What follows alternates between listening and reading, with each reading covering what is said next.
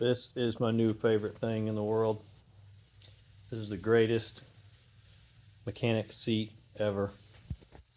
Got tool trays all over it. Well, okay, maybe the tool trays are kind of a cheesy plastic addition, but the cart itself is great. Nice big wheels. I can roll over all my trash on the floor. So the donor four-wheeler is pretty well stripped down. I stole the fan out of it because the cooling fan on zip tie was not so great. Got the CV axles. I'm probably going to take the shocks and the strut towers. That's just zip tied up there right now. It's not bolted anymore. Going to use the front end off of it because zip tie's headlights were always falling out. And otherwise, it's pretty much the exact same front clip, except this bracket here is different because the front storage lid is different on the newer models. So I'll have to take that bracket, the bracket off of the old front clip. I won't be able to use the whole front end, the front plastics, because this area here is not the same. I don't think. I'm going to try it, but I'm pretty sure they changed something in what fits up here between the years. I don't know though, because the coolant cap is the same, these brackets are the same. I'm going to try it because I'd love to have the 570 seat, and I think I can drill the holes to get the 570 seat. I don't know. We'll see. Not sure about that yet. But zip tie's been on a couple of test runs here in the last few days. I finally got the cooling fan working right. It was just jumpered to it always on. Whenever the key was on, the fan was on, which means the engine doesn't run at the right temperature. It's always running too cold. So that's not great. I finally had to tear the whole wire and harness open and just zip tied it back together now. But I found that the issue was the circuit breaker, and I don't know where the old one went. It's kind of a mess in here. But anyway, the wiring going to the circuit breaker was all corroded, and the circuit breaker was way back here under the seat. On the newer models, like my 2020 and this 2014, they put the circuit breaker up front here, and it kind of sets somewhere up in here. But this is the circuit breaker, and you can see if you pull these ends off, these are nice and clean. Mine were super corroded, so I don't think there was any current flowing through that. And then also it had a relay. The fan relay was toast. And funny enough, the fan relay, this is a new one, fan relay had Ford written on it. It was a Ford part.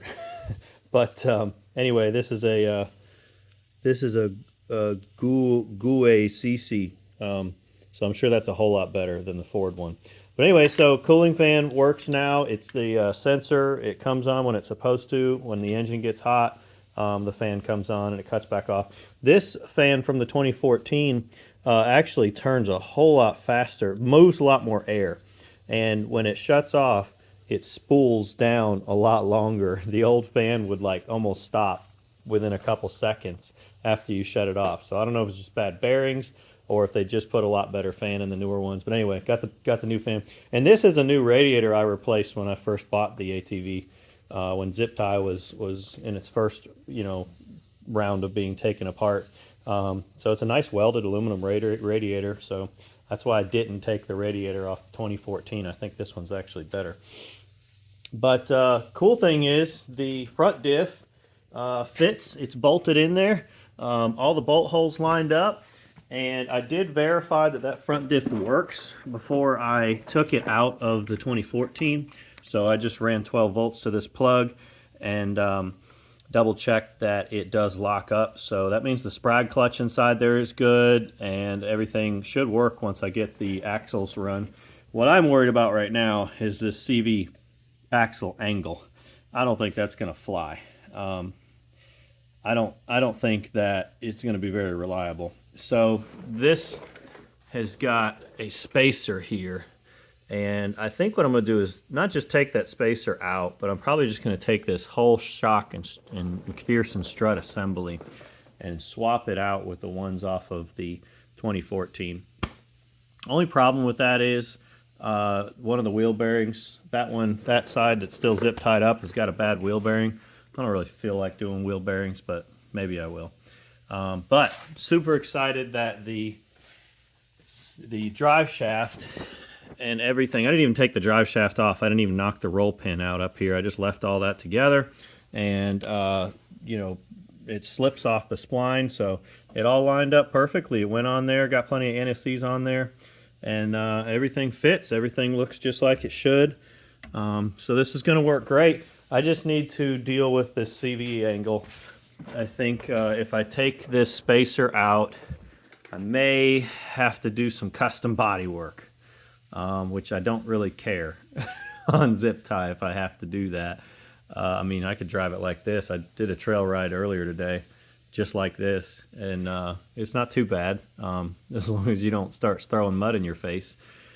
But yeah, everything's good so far, so good. Got to start taking this apart so I can get, you know, these struts swapped out, the CV axles in. That's the only thing I still haven't verified is I'm not certain that the CV axles will be the same length between the 2011 and the 2014. So I've got the 2014 CV axles here. One of them's good, one of them's bad. So fortunately I have one good one. And when I say one's good, one's bad, one of them kind of popped out a joint on me while I was taking it out, fighting with this end. This end actually separated. So I still have one good one over here that I should be able to test fit, and if it fits up great, then I'll just buy another one of the 2014 CV axles. And one other thing that was nice is this ATV actually came with the factory Polaris winch control, factory Polaris winch, and the solenoid block and everything. It was bound up with this like bird's nest of tangled up, broken up wire rope. Got all that off of there, and the winch works great. I actually used power to untangle the winch rope on there. And the cool thing about this, the factory Polaris winch solenoid block, is it mounts to a factory location on the inside of that front clip. I'm not sure if the 2011 has the bolt holes for it, but the 2014 front clip has bolt holes for that solenoid mount. So it just means you don't have to try to find a place to zip tie it up out of the way like I did the Harbor Freight one that's on that four-wheeler.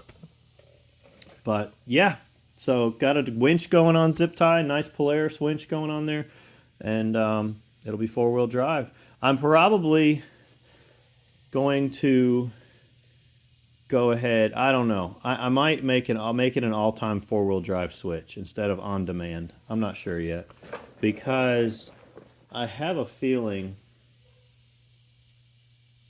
that the wheel speed sensor, I don't know, I'm not sure if the wiring for the wheel speed sensor is going to work well.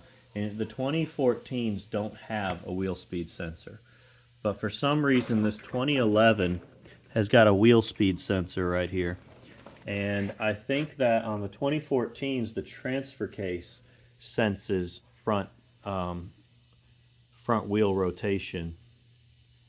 And I'm not sure. I'm not exactly sure how the four-wheeler tells that it's got wheel spin.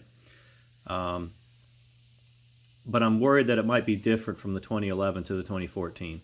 And so, long story short, if it doesn't want to behave right and engage the four-wheel drive, I know that the electronics in here work, so I can just run a switch and hit it with 12 volts whenever I want to, and have four-wheel drive on. You know, instead of it being auto, it'll just be on or off. But, yep, coming along good.